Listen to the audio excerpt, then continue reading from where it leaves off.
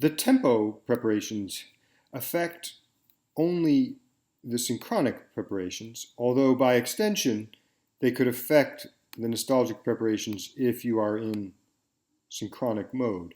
But basically the idea behind the tempo preparations is to be able to have your playing automatically change the tempo of the synchronic preparation. So let's go back here.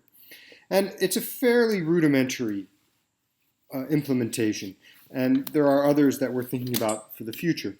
But basically, it just keeps track. It's basically a moving average of the timing between the notes. So we'll look at the other timing mode in a moment, but the main timing mode we're going to look at is the time between the notes.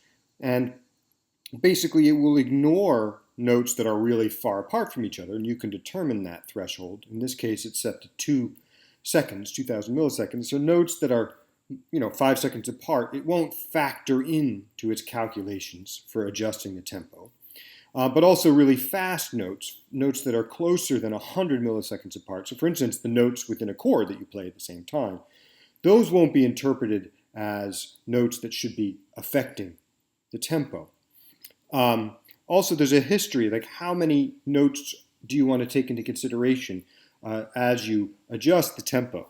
In this case, it's set to a history of 4, so it'll track the timing between the last 4 notes.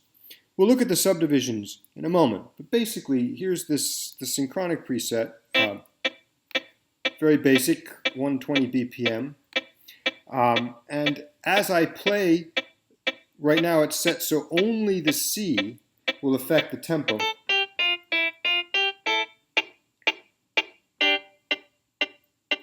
All of these are still at 120 BPM.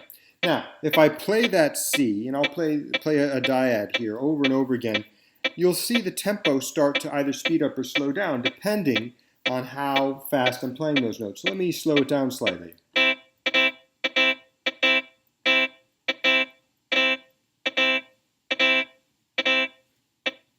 So you see the new tempo is 74, and there's a multiplier of 0.62302. So that's just based on how slow I went. If we go back to synchronic, it still says 120 beats per minute, but that's being multiplied by 0.62302 to give us 74.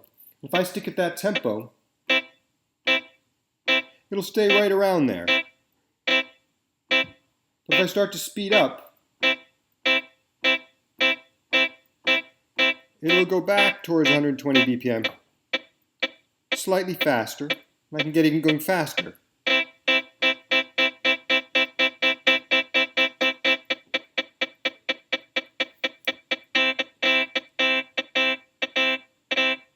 So it takes a few strikes for it to catch up because I have the history set to 4. It doesn't change immediately, and you can play with this depending on how responsive or unpredictable you want it to be. Okay, let me turn that off. I'm just going to just step through a couple of the other examples here for adaptive tempo. We'll look at adaptive tempo 2 here. And in this case, the synchronic has been set to twice that tempo, 240. So listen.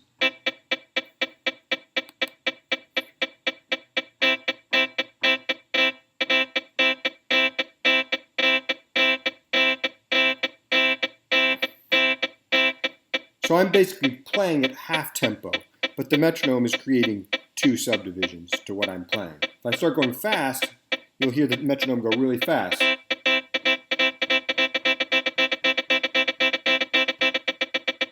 Because it's doing 2 subdivisions to my individual notes. Similarly, we can set that to a half, so that we're basically doing half tempo.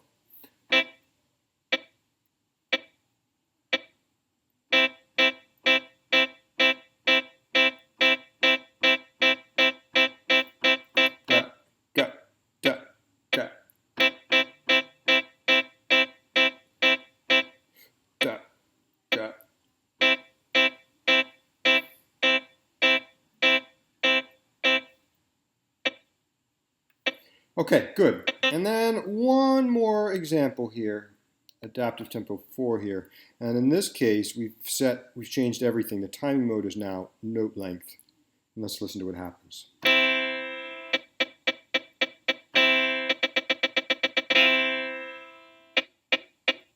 So what I've got here is a history of 1. So it changes the tempo just based on the length of the last notes I've held. And it creates 4 subdivisions.